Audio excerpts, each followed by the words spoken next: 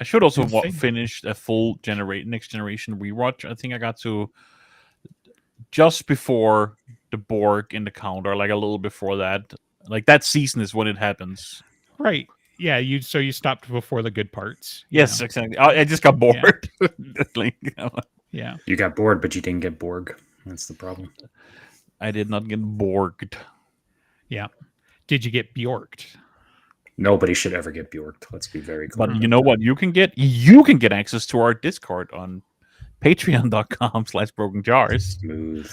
And we're live. It's the Dresden Files. It's Writer's Room. It's White Knight Part One. Yes. Yes. We actually got through the other book.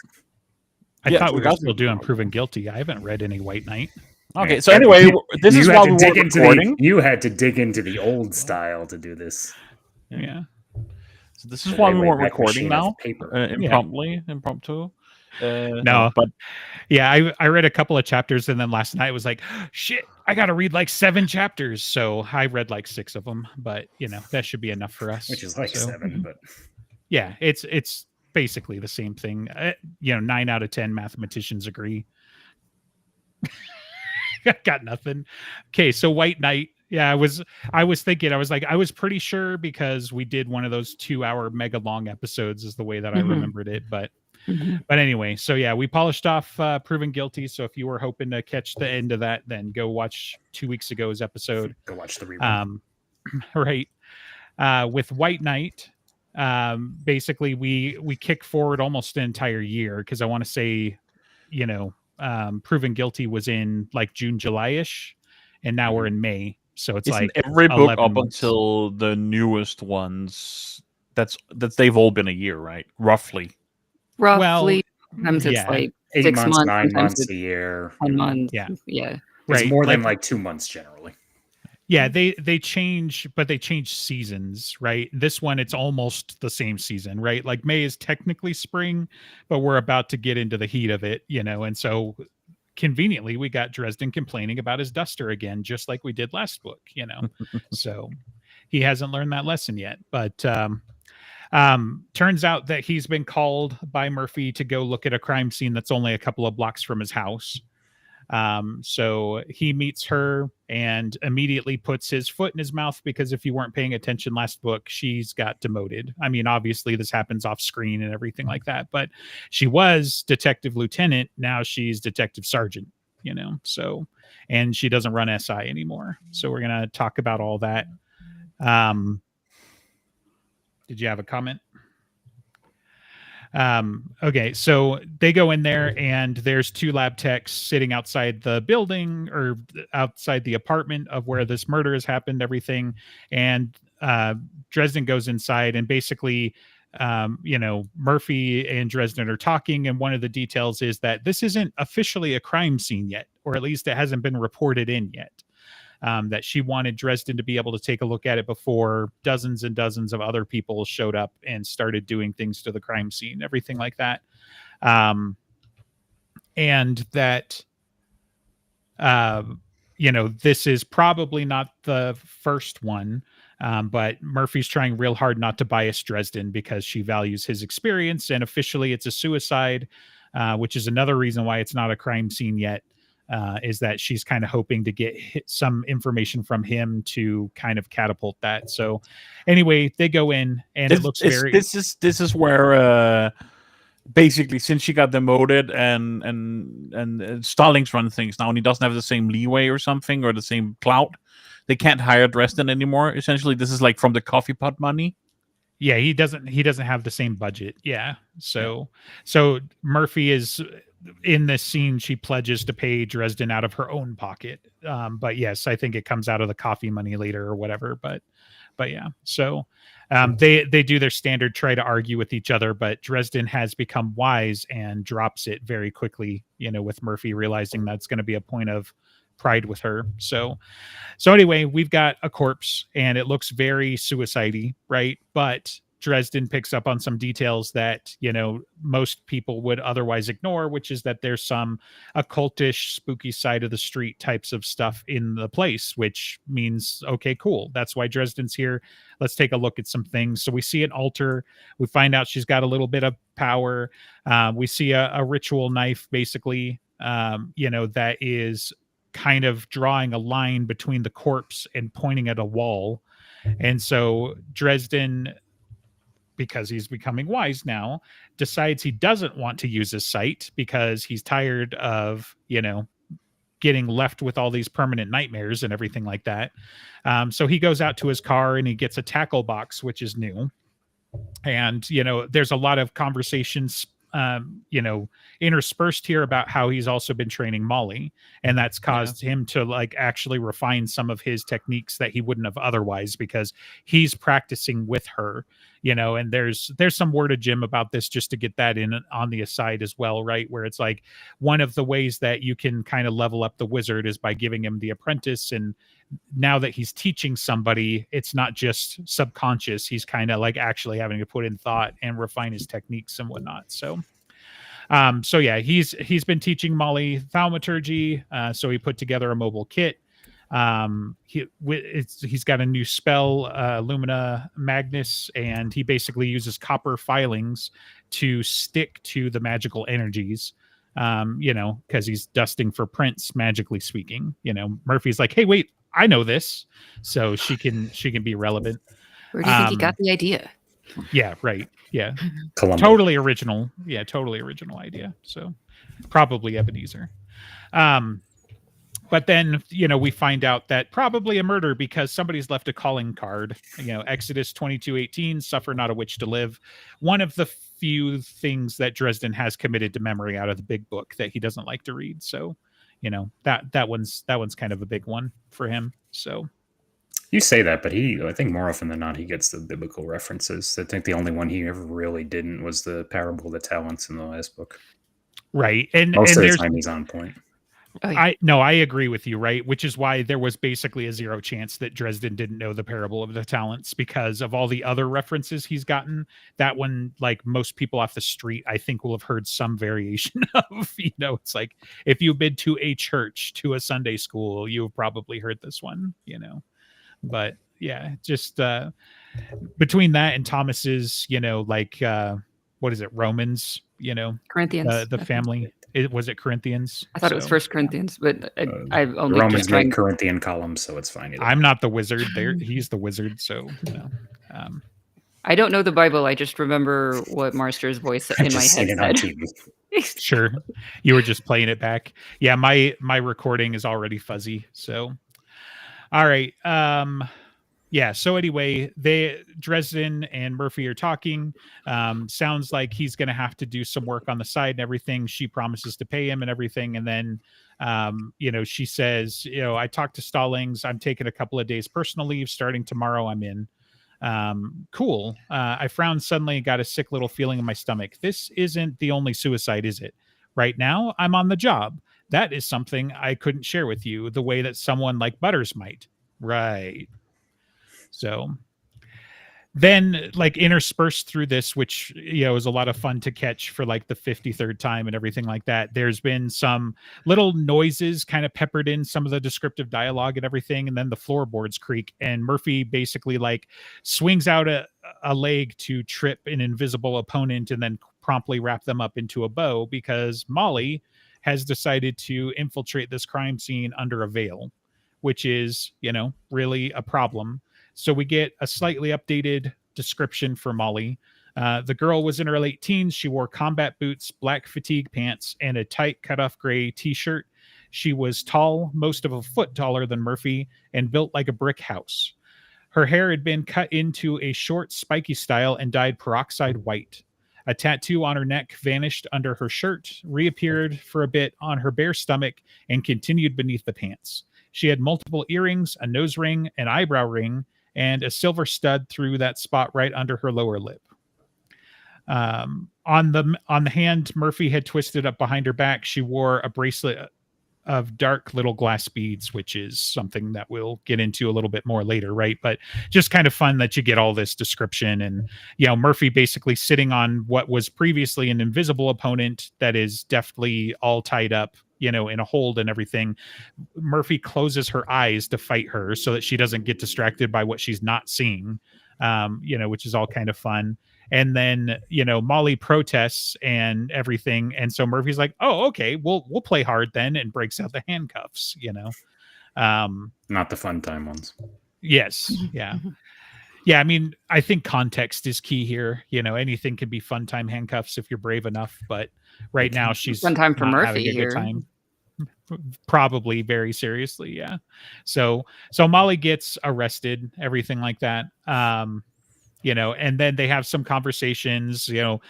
Dresden does something he's going to spend about 80% of this book doing, which is chastising Molly. I told you to wait at home and you're supposed to be practicing, and you've contaminated a crime scene and all of this other stuff, right? So she gets it from both from Murphy and Dresden now. And, eventually kind of Murphy talked into letting her go, right? So, taking the handcuffs off, Molly rubbed at her wrists, wincing. Sergeant, how did you know I was there? Floorboards creaking when no one else was standing on them, I said. Your deodorant, Murphy said. Your tongue stud clicked against your teeth once, I said. I felt some air move a few minutes ago. Didn't feel like a draft. Molly swallowed and her face turned pink. Oh, but we didn't see you, did we, Murph? Oh. Not even a little. Not for a moment. Yeah. A little humiliation and ego deflation now and then is good for apprentices. Mine sighed miserably. She's at her most annoying in this book until she gets the bejesus scared out of her.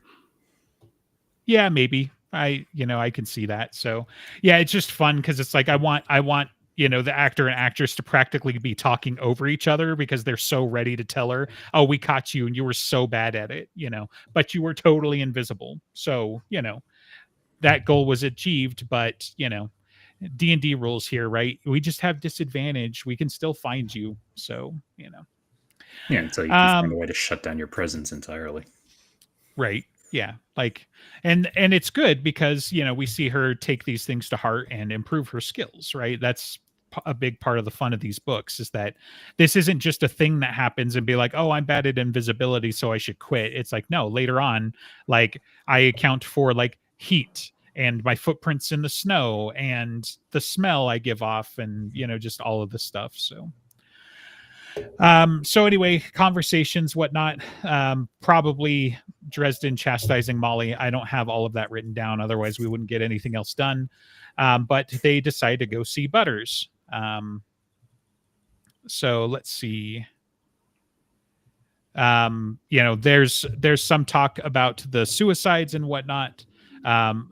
Molly throws up, I think, inspecting one of the bodies and everything. And then they find out about Blanche, who is, breaking the pattern in some way, right? So this is the fun part for Molly anyway, theoretically.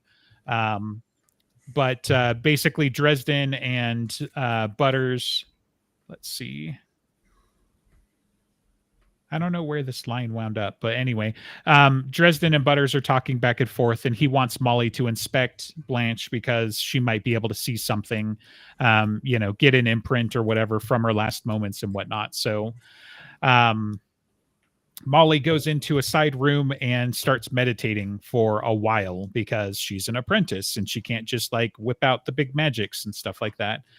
She's still trying to get her emotions under control, her energy flow in check, and all of that sort of stuff. So she goes and meditates. When she finally opens her eyes, they were distant, unfocused. She rose to her feet with slow, careful movements and drifted over to the gurney with the corpse. She pulled the sheet down, revealing the dead girl's face. Then Molly leaned down, her expression still distant, and murmured quietly beneath her breath as she opened the corpse's eyelids. She got something almost instantly. Her eyes flew open wide, and she let out a short gasp. Her breath rasped she got in and out something all right.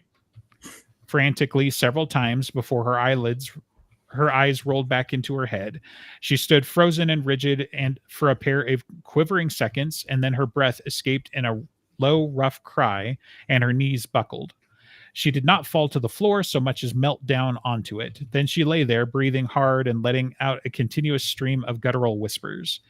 Her breathing continued fast and hard, her eyes unfocused, her body rippled with several slow and undulating motions that drew the eye to her hips and breasts.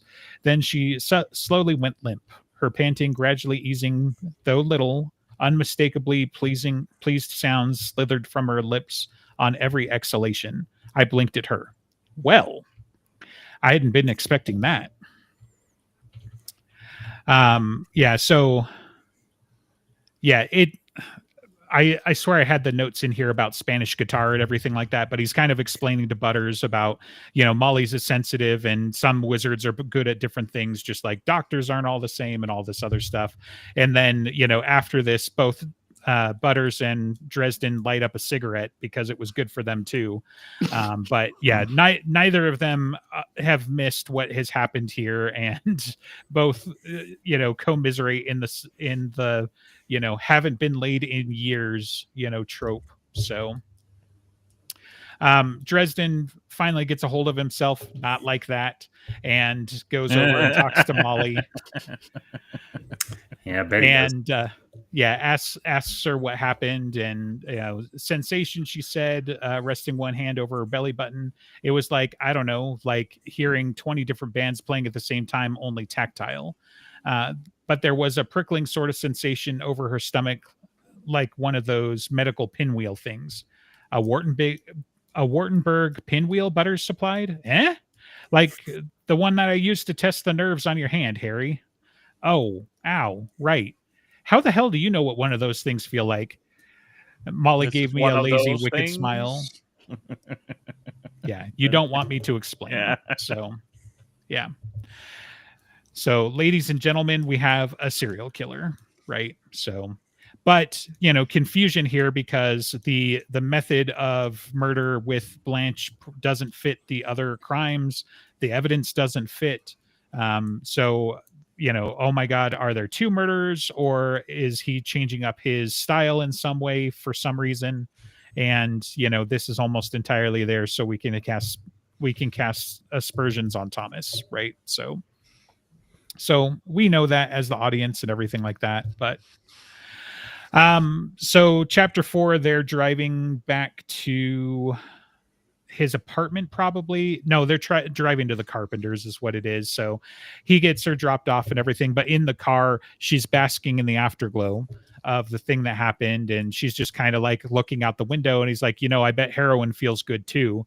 And that sobers her up immediately because she's got some past history there, possibly not literally with heroin, but with her ex-best friends, right? So we get some reminiscing, inner monologue about how she had messed up 2 people last year, and one of them still hasn't fully recovered, and the other one at least seems like they're doing okay, So Nelson, still probably half crazy, but then Molly is like, oh, I want to help. And he's like, okay, well, how many beads can you move? Which gets us back to the bracelet, right? So she sighs and she tries to focus and whatever, and she gets 4 and starts moving the 5th bead out of 13.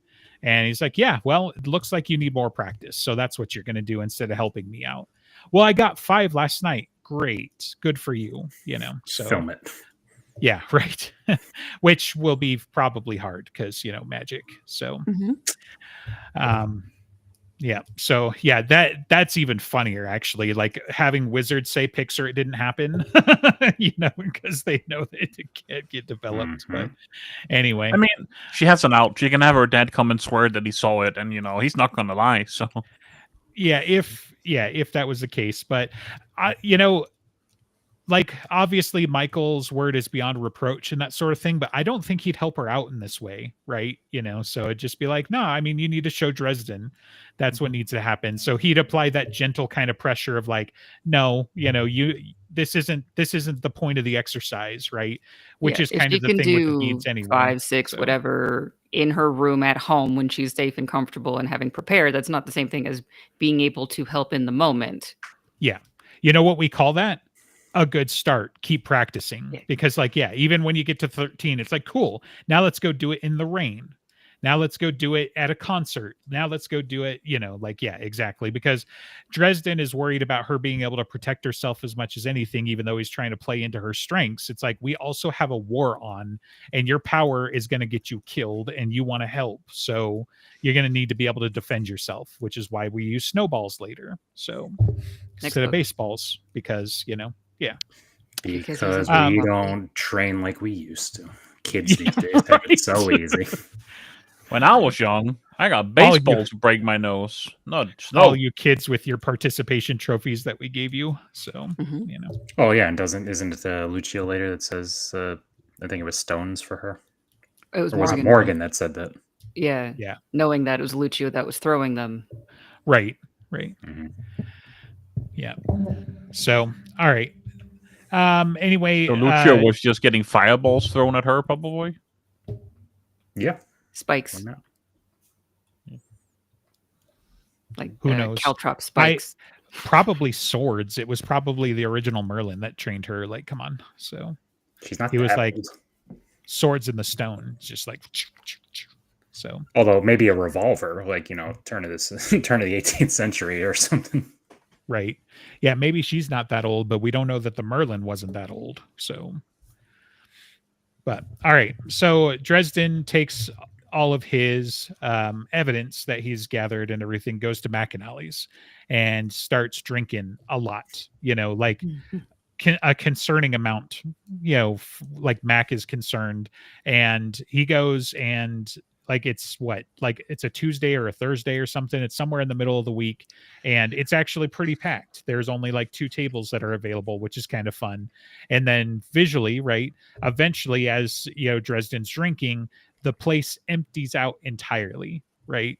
So Dresden looks up, Max come over, looks at all the bottles. Oh, my 20 ran out because he had given him a 20 to keep coming. So again, How many anachronistic. beers That's does gonna that come buy up. you nowadays? That doesn't sound Like, like a Now lot. one, but Yeah, Oh yeah, use somewhere- European depends on prices. where you're going. somewhere in the 2 to 4 range, depending. I mean, homemade craft beers like that, super artisan. It's Yeah, gotta you're- be. You're expensive. getting 3 at most, depending on where you go. I'd be willing to give Mac a little bit of leeway here because Yeah. some shenanigans. Like he's probably got a portal to the 1960s in the back, right? Like I could see that being a thing. But Yeah, I can see it. He's brewing it himself. He's probably selling them for $5 a pop. He doesn't care. right. Yeah. But it was like 10 bottles, so that tells you kind of, where the time frame is. We got the but- Warden discount. Well, and like, where's the tip, Dresden, you cheapskate? Come on now. Yeah. So anyway, After driving out all my other, because like that scene in Hot Fuzz where he throws all the kids out. right. I just had that come up on YouTube like last week. Man, that movie. I need to rewatch it again. So good. Great scene. Shame. Shame. Yeah, so one interesting little detail that I pulled out here is that Dresden spends time, as in the author spends time to call out one of the carvings in Mac's bar about how there's a bunch of fairy knights chasing a giant, a really ugly looking giant, like the Fomor. So, I was just like, that's a fun little detail that gets included here, some foreshadowing ultimately, but all right, so retrograde just a little bit because I did pull this into my notes. So Max stared down at no, this is different. So Dresden asks Mac to join him, basically, right? And so he starts kind of rubber ducking him a little bit in an investigator kind of way, where it's like, I hate seeing people get hurt and all this Dresden stuff, but it's Mac, so he might as well be talking to a wall. But that grunts, Rubber duck doesn't need to talk much. Not the point of the rubber duck. Exactly. So let's see. So but then like Dresden realizes that Mac knows something because they are probably members of the community, which is one of the main things that he's trying to figure out is like who else is affected and how I might be able to catch up to them before something bad happens and see what other kind of news that they have. So he asks Mac for some information. Mac stared down at his bottle for a moment. Then he looked at his sign again, the one that says accorded neutral territory. Then he reached out and took the top sheet of paper from the stack. He flipped it over, produced a small pencil from his apron pocket, and wrote on the page before passing it back to me. It read, Anna Ash, Ordo Lebes, 4 p.m. tomorrow. What's this? I asked him. He picked up his bottle and rose. A start. 2 whole words. Big deal. So yeah, so Dresden and Murphy are on a stakeout in front of the Ordo Lebe's building, whatever, Anna Ash's building, right? So Dresden's being a petulant child because he's also crammed into Murphy's small car, though mind you, it's bigger than his Beetle and it's a Saturn. So, again, anachronistic, just saying, because Saturns ain't around anymore, right? So Really? yeah, I'm pretty I don't think sure. so. They probably Did they discontinued that revive line it? a little while ago. Anyway, Oh, they yeah, were no, gone that's for book a 10, that's while. book 10. So, yeah.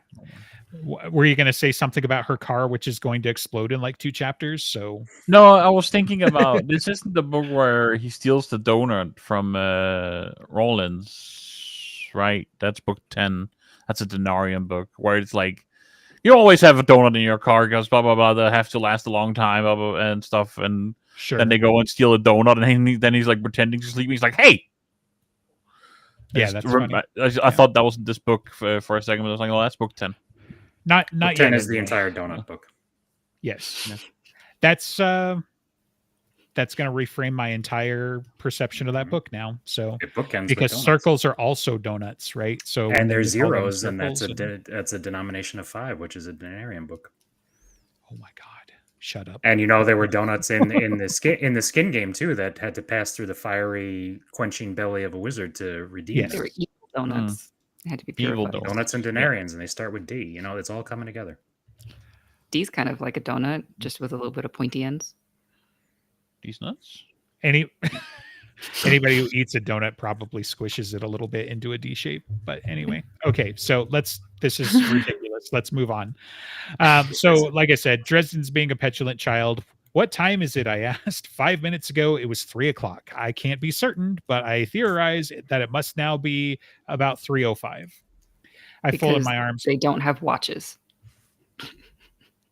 She, in fact, doesn't have a wristwatch. She's got a pocket watch, which is also an interesting little detail. So, but yeah, Something from the Civil War era that can't be broken by Dresden's Murphionic presence. Well, no, it's because she's as Or it small was as the Dad's. rabbit from Wonderland.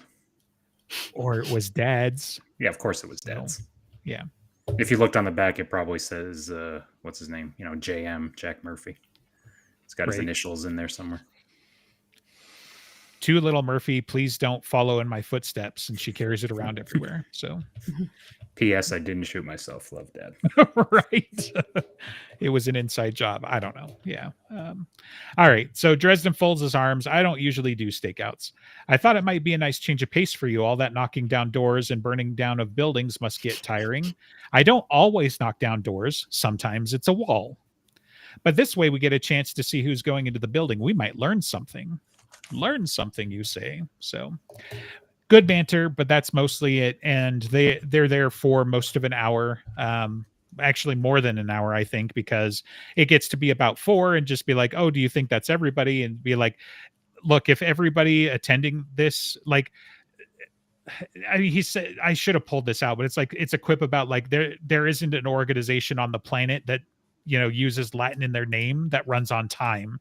If they're all there on time, it's proof of black magic, so so some fun little bits. So they get out of the car in time to see Helen Beckett walk past them and at least not acknowledge them, if not recognize them, because it has been a few years. But I gotta imagine Dresden kind of stands out regardless, where you're like, oh, didn't you have a cloth duster instead of this? Well, Yes. I don't think he's wearing his duster actually right now, but still, Regardless, 6'9" maniacs.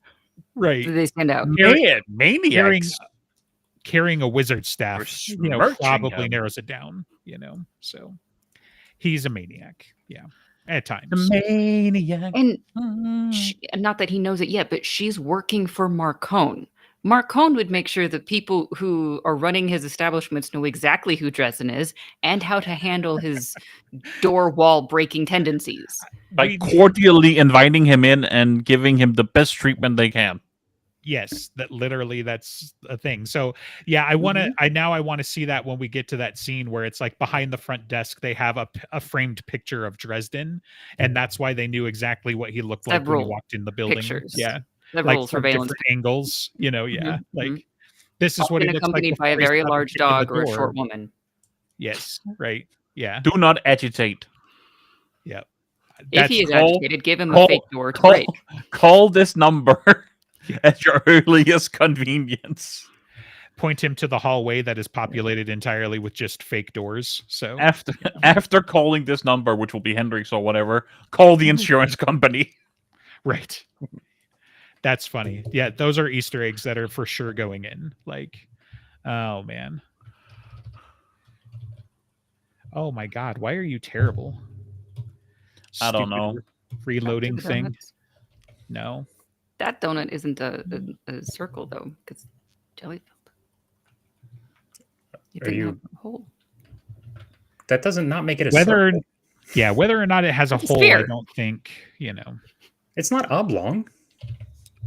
It's a circle. Looked at from the ascending view, it's a circle. It's more like a sphere. Okay. It doesn't more have like a a cutout. sphere. on it. That was the most you're allowed to be wrong, okay, I've ever heard. Yeah. I was almost happy to give it though. Well, I don't know what Justin's looking up, but I'm not willing to get into this argument for this long.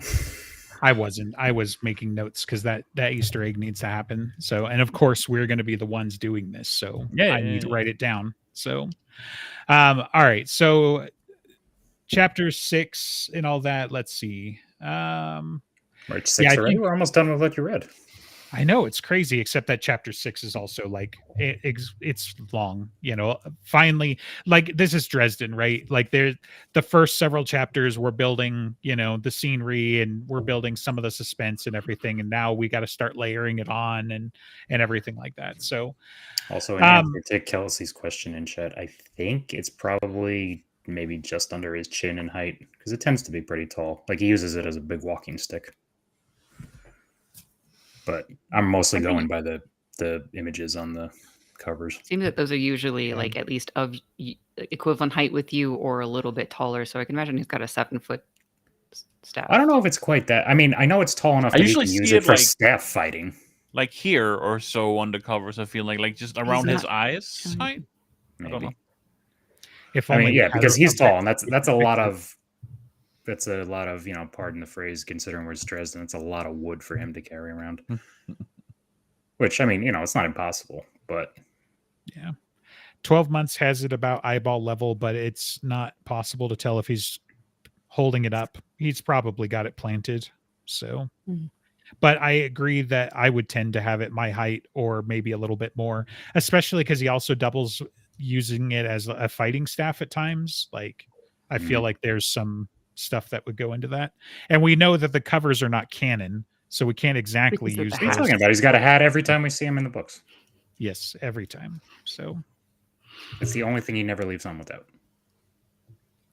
okie dokie. So, yeah, so Murphy and Dresden, like she realizes that he's realized something. I don't think she necessarily knew entirely, you know, who Beckett was and what she looked like and whatnot. But then, you know, there's some comment about like, wait, didn't she shoot you or something? It's like sticks and stones and small caliber bullets may break my bones. Words will never, etc. So, it's awfully coincidental to find her here. She's a con, Harry, and she wound up in jail because of you. I can't imagine she's making nice with the local magical community for the camaraderie. I didn't think cops knew big words like camaraderie, Murph. Are you sure you're a real police person? She gave me an exasperated glance. Do you ever stop joking around? I mutter off color limericks in my sleep. Just promise me that you'll watch your back. There once was a girl from Nantucket. Her mouth was as big as a bucket. Murphy flipped both her hands, palms up, in a gesture of frustrated surrender. Damn it, Dresden.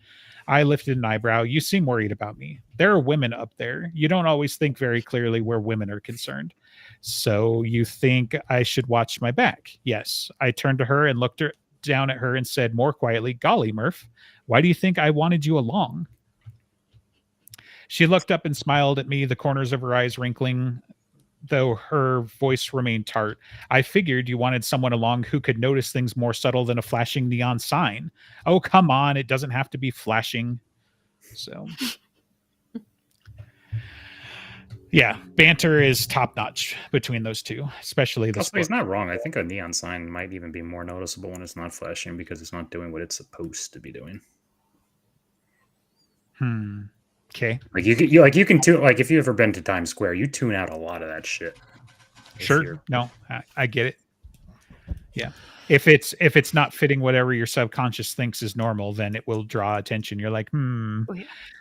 you know, the overhead lights are not supposed to be flashing, but neon signs are supposed to be flashing. There's definitely some weirdness going on here. So, Well, yeah, I mean, it's the easiest is when it's flickering because then you know it's a ghost or something.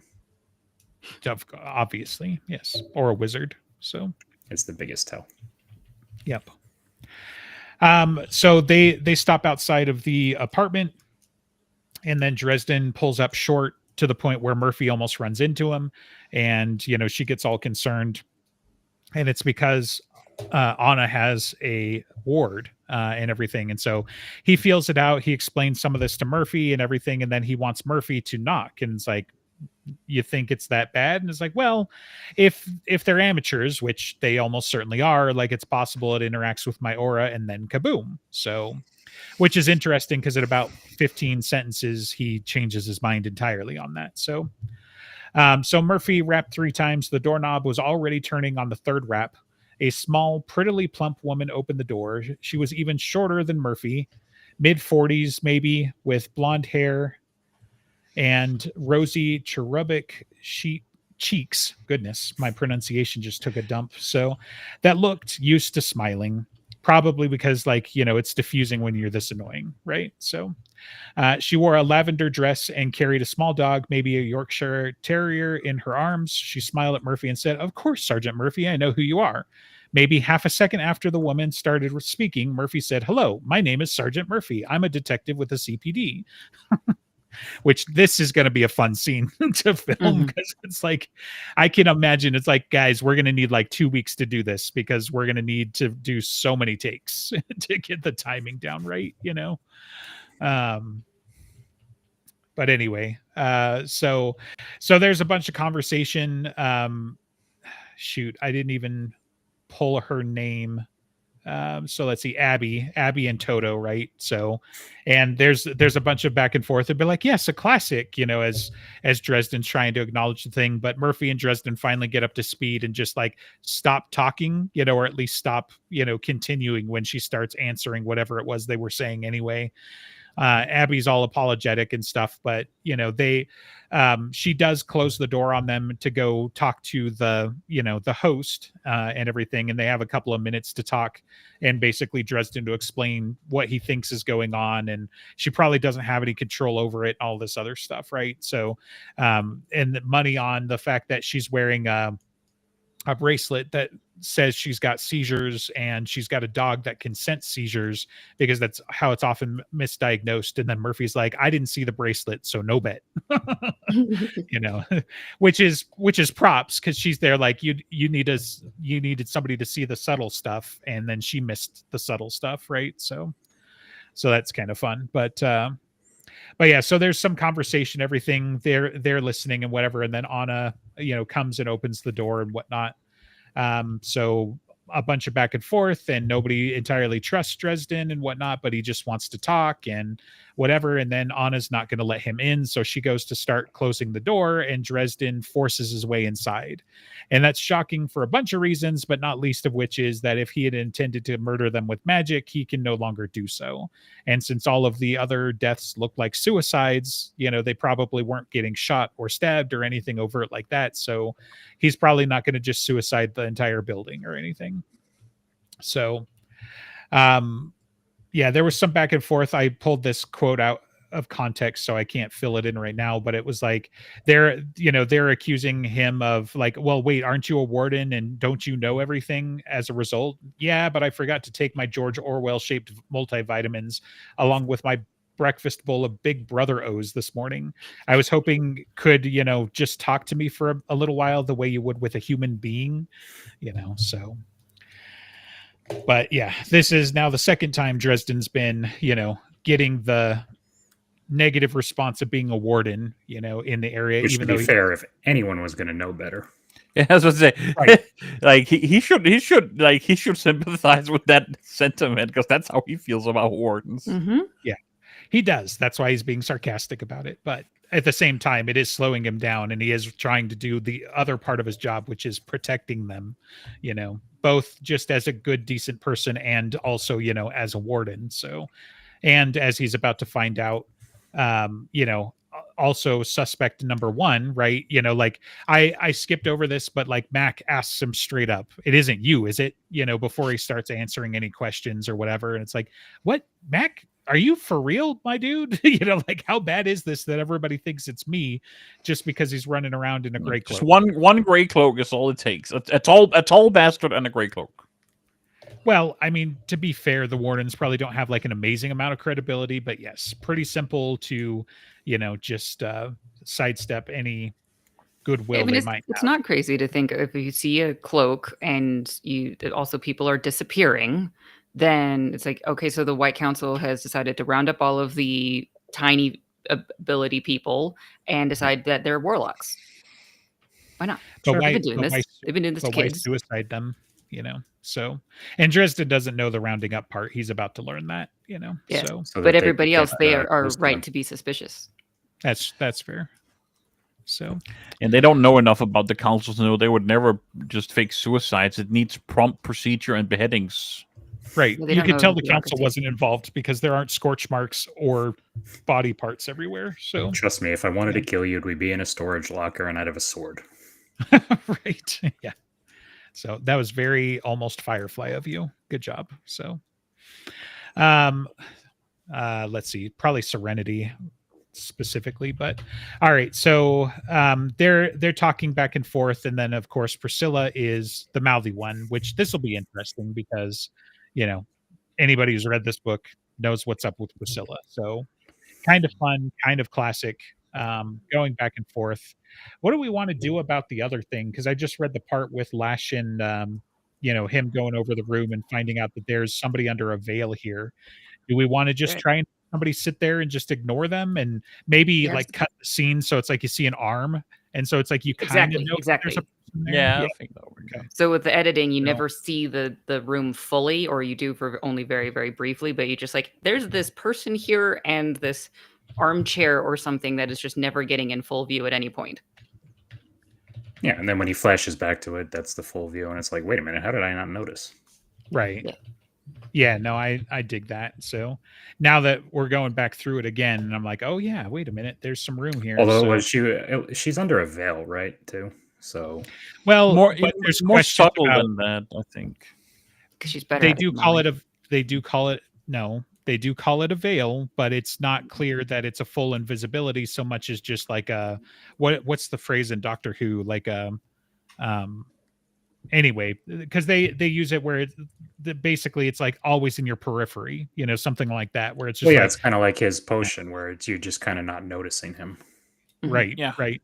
And Lash gives him credit that it's like you did leave like 99% Right, of yeah. your power outside, so She wouldn't have needed a full veil anyway. That's sort of why it's mostly to flesh out how much of her should be shown versus nothing at Yeah, all. like a basic Sure. outline of like, that someone is there, it exists, but she's just so boring and you don't pay attention to her. And then Priscilla's being mouthy, so of Right. course that she gets the attention. They provoked Right. him to walking through without invitation, so he leaves his power. They're provoking him to not stay and do more. They're provoking him with all the information they're going to give him, and because Elaine knows it's going to work.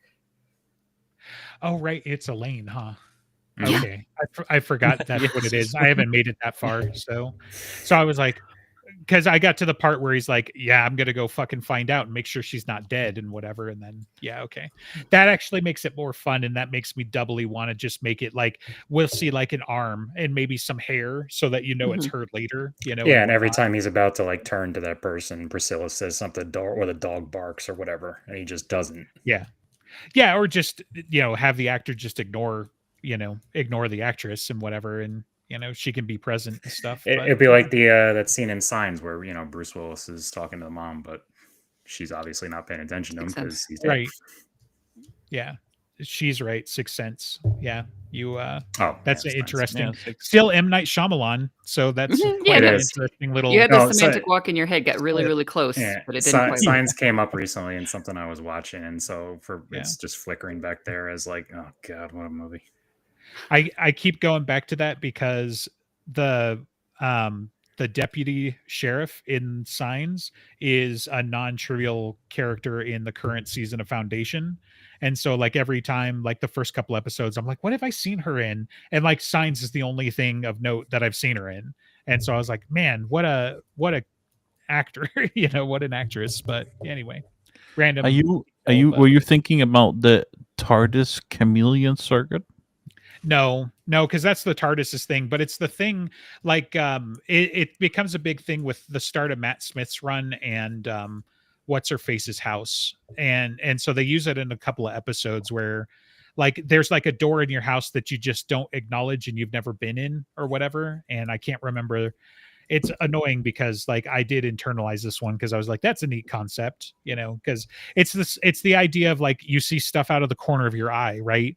And imagine that there are monsters and that's how their camouflage work is that they just are able to like bleed out of your perception. And so you see something is there, but This feeds into your obsession with mimics. maybe a little bit, The things so, that blending into the environment, hiding in places. I mean, yeah, no, you totally have a yeah. thing for this. Maybe for this kind of trope, like the there are multiple mechanisms that are adjacent here, I feel like, and mimics are their own thing. I think it's just the idea that it's like a mimic, you can't trust anything around you, and my party's gonna have like I'm getting to the second half of the thing and I'm like really gonna have to ratchet this up because I did a dumb DM thing and I gave them a like a metal detector for mimics just to get some kind of analogy. Only one guy has it though, so they're horribly dependent on this one character, but as a result they've been able to figure out certain things before key NPCs have been replaced or whatever. But we're about to get to the point where it's like one of the things that I had brainstorming is like, I mean, if literally everything can be can be a mimic or whatever, then when the military like goes to action, right? Like imagine you've got your barracks is all just chilling and then an army shows up outside. What's the first thing that you're going to do? You're going to run to the armory and put your fucking helmet on. Whoops. So we're getting to that part, but anyway, yeah, We mimics just are need fun, to get but you a Ditto for your starter Pokemon and all will be well. Ditto's so bad though, for a bunch of reasons. But anyway, so like I'm still a nerd. Give me some credit. So It's the beady eyes. it's the fact that you're fighting a same type Pokemon as you, right? And Dittos are usually like not very good in the stats department, but whatever. I'm just saying once upon a time I was going to be the very best, the best that ever was. So And then you died at 15 and we've been running through the entire show in your head this whole time. yeah, right. No, yeah, I mean, is that when the purgatory started for everybody? So Yeah, episode 1, and that he died there, and that was him seeing Ho-Oh and all that is just, and everything else is just like his dying last memories of what would have happened, which explains why which is why he never ages and all that stuff. Yeah, 30 years and yeah, okay, thank you. Yeah, all right. So so Priscilla's there keeping him on tilt, but for a bunch of different reasons probably. Let's see. They fill in some details, not least of which is that 20 people have gone missing in the last since the end of the last month. They've all been seen with a very pretty gray-eyed man and whatever. And Dresden's like, shit, that better not be Thomas because I'll kick his entire ass, and then gets defensive about it. So but they're all like, well, all the murders have been preceded by somebody in a gray cloak. Well, you can get gray corduroy for $3 a yard down at Surplus Fabric Store. Also anachronistic, just saying. I told Joann's her is also closed. Yeah, right. So it's not that one, but also $3 a yard is probably cheap these Yeah. days. Tall men aren't exactly unheard of in a city of 8 million either. Priscilla Yeah, narrowed they her are. eyes. Yeah, Still. right. Yeah, I mean, so like, unless your suspect pool is like the Chicago Bulls wearing a gray cloak, like I gotta feel like the Venn diagram starts to make that hole really small, like, okay, so you're right. Maybe it's not Dresden. We literally have one other dude though. So I mean, I can like, name a few people of the 6'8", 6'9", but only like 4, and they're Right. strongmen athletes who make use of that height. Like, it's just- sure. I don't know NBA players. They would they would have a build. Is that part of what you're getting at? That they'd be much more distinctive. So Oh yeah. so yeah. So let alone these 6'9" wearing a cloak, very small. Even if it was any of these other people that Dresden's trying to implicate, It's either you know. Dresden or Stephen Merchant's on holiday in Chicago. Mm. Yeah. Okay. Well, no, you fair, went- good one. Yeah. All right. All right. So Priscilla narrowed You her could eyes. just put She him in wasn't- the background at some point. It's like, what do you mean that you just like these tall people exist here? It's like that'd be a funny strike. We should find out what the statistical percentage is of Chicagoans that are like above 6 feet tall. We'll just I'm rotate gonna go them with all in. less than 2%. Above 6 foot is sure. much more in the normal. Well, above bell 6 curve. foot is more. That's why I said But, like, above 2%, 6 foot but even that's 6. probably like 5%. I mean, 6'4" usually puts you in like the 97th percentile, Yeah. I think. Well, so. 6'4", yeah, but Yeah. just 6 foot. I think that's enough. Okay, well then above 6'4", because those are people abnormally tall for me. So, Mhm. like, Yes. anyway. Okay. Abby tittered, which made Toto wag his tail. I pursed my lips for a moment of thought. I'm pretty sure it wasn't Murphy. Helen Beckett snorted out of breath through her nose. I just love that Abby laughs before the joke is told. I think that was my favorite part of that. So, You know it's gonna land correctly then. sure. Yeah. I mean, Dresden's not thinking Well, about for it her anyway. in that regard. Like, it's so subtle in the writing that I don't think anybody but Abby kind of knew what was going on. And for her, it's probably subconscious too. But this isn't a joking matter, Priscilla snapped.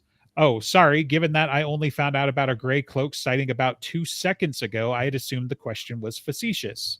I turned to face Anna. It wasn't me, and it wasn't a warden of the council, or at least it damned well better not have been a warden of the council. And if it was, I folded my arms. I'll make sure he never hurts anyone again.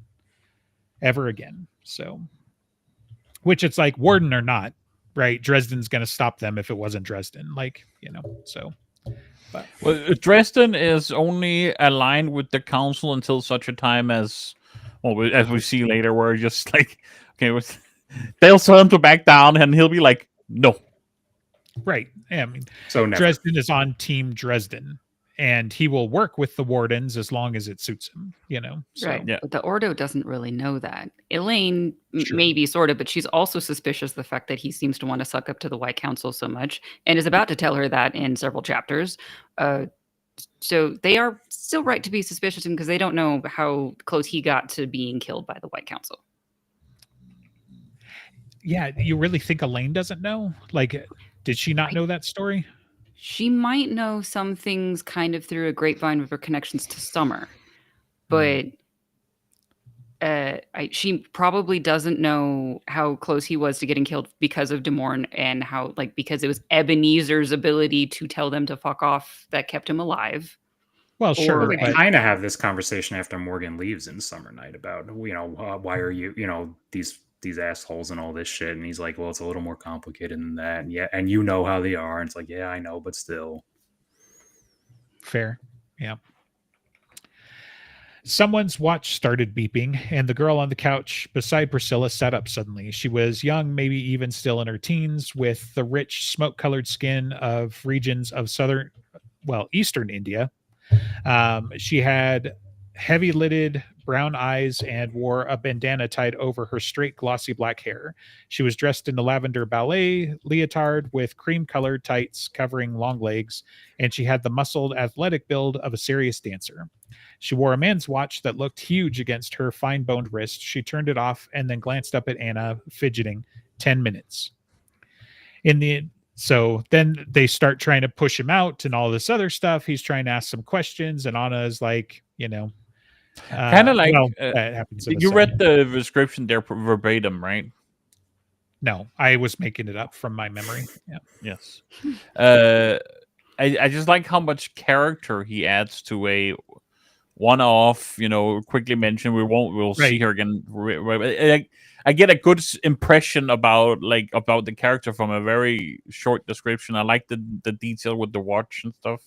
Oh, and that's how you Just know hadn't she's thought about to about that be. before. That's she's about to get got because she came in Right. last. This is basically a red shirt. Yeah. You Yeah. paid I mean, attention to her, and she's an unnamed damsel. She's redshirted. yeah. Right. Yeah. It's like, oh, is this character been around for 3 seasons and we finally met their significant other? Goner. One of them is going to die by the end of the episode or the end of the season. So, spoilers, but Yeah. that's what the tropes demand. So Dresden just got introduced to a room full of women. One of them is Elaine. Abby survives, but Anna dies. Priscilla's not even a woman, and she also dies. Spoilers. How many other people survive? Like, Murphy. Not for a good while. percentage. right. Yeah, I don't remember all the body count for this one. So This woman Keep does counting. survive, right? That's the one Thomas saves. Yes, she's the next one who disappears, and she does survive Yeah. because of Thomas's intervention, but they all think she's dead. Mhm. Because Thomas The red is gone. shirt is still red. right. It's more of a off red, kind of pinkish because she does. So she's a Klingon red shirt. Is that what you're getting at? So She's Worf. there you go. Quick summon the blue barrels. All right. In the investigating business, when someone starts trying to rush you out in order to conceal some kind of information from you, it's what we professionals call a clue. And I use this at work all the time. So I'm wondering if this is where I picked it up and whatever. But I always credit it to Dresden. I just wasn't sure if it was this one scene or whatnot. But I tell my team all the time, and it's like, this sort of information is what we in the business would call a clue. So like we need to be paying attention to this. But gee, I said brightly, what happens in 10 minutes? So Anna goes to push him out the door and everything like that. And, they go reluctantly because that's what they said would happen, right? When Dresden forced his way inside is like, look, the minute you want me to leave, I'm gone, but please let me just talk, and then she just pushed him out. So it's like, well, I guess I'm going to go, even though we very much need to know whatever that is and what is happening. So, so they're riding down the elevator, going downstairs, whatever. And Murphy's like, I hate to say this, but that sounded an awful lot like Thomas. And they get out onto the street and Dresden gets big mad about it. And ironically, he starts losing control, which is something that he tells his apprentice that she can never, ever do and not to do this thing and whatever. But in this case, maybe it's okay because it saves their life literally. So, Harry starts raging at the accusations against Thomas and it saves their lives because he reaches down to ground out his rage and sets off the bomb in Murphy's Saturn. So, oops. So yeah. And is it just ironic story narrative happenstance, or was perhaps Lashiel pushing at him in a certain way? It's like, hey, she knows that there's a bomb and she's like, please don't go explode yourself. Maybe something like that. I mean, his lack of control and rage is often blamed on her influence, so. But there's got to be something there to work on in the first place.